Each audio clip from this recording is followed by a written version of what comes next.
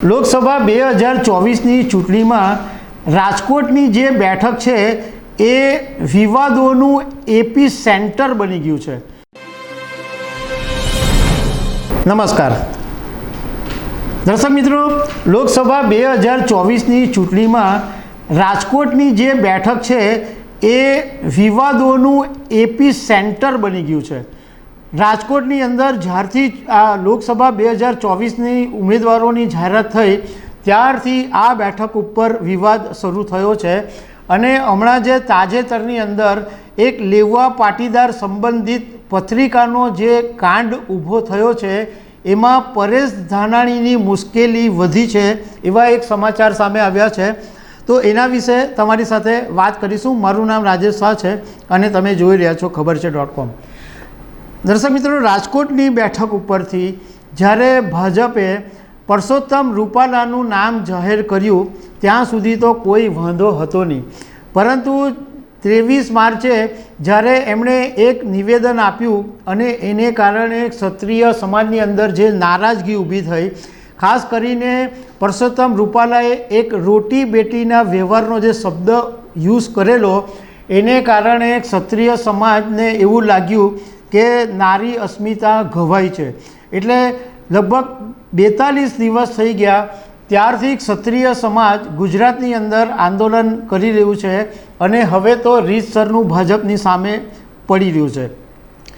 હવે જ્યારે રાજકોટની અંદર ક્ષત્રિય સમાજનું આંદોલન શરૂ થયું અને ક્ષત્રિય સમાજનો વિવાદ ઊભો થયો, એનો લાભ લઈને કોંગ્રેસે પરેશ ધાનાણીને મેદાનમાં ઉતારી દીધા। કોંગ્રેસને એમ લાગ્યું કે આ ક્ષત્રિય સમાજનો જે લાડવો છે એ આપણને ફાયદો કરાવી શકે એમ છે, એટલે પરેશ ધાનાણીને મેદાનમાં ઉતાર્યા।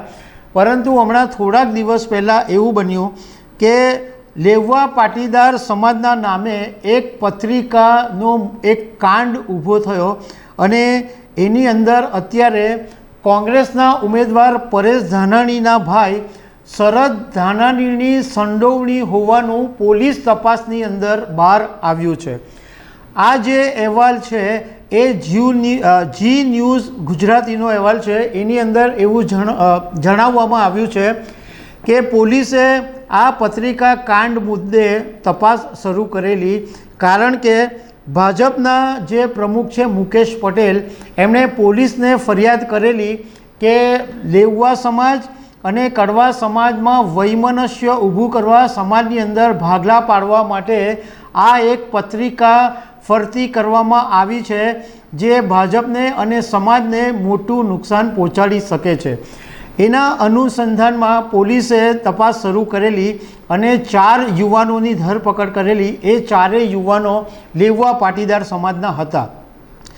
એ પછી પોલીસે તપાસ આગળ વધારી તો એવું જાણવા મળ્યું કે પરેશ ધાનાણીના જે ભાઈ છે શરદ ધાનાણી, એમણે આ આખા કેસની અંદર એમની સંડોવણી હોવાનું સામે આવ્યું છે।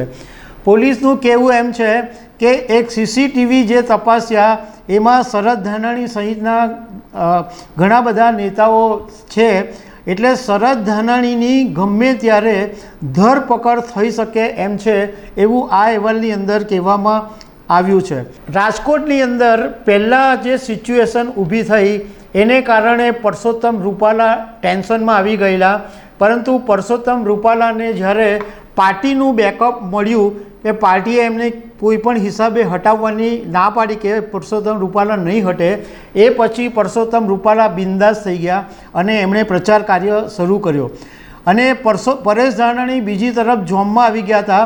પરંતુ અત્યારે આ પત્રિકા કાંડે એમની મુશ્કેલી વધારી છે, કારણ કે જો એમના ભાઈની ધરપકડ કરશે તો ગુજરાતના રાજકારણની અંદર એક મોટો ગરમાટો આવી જશે।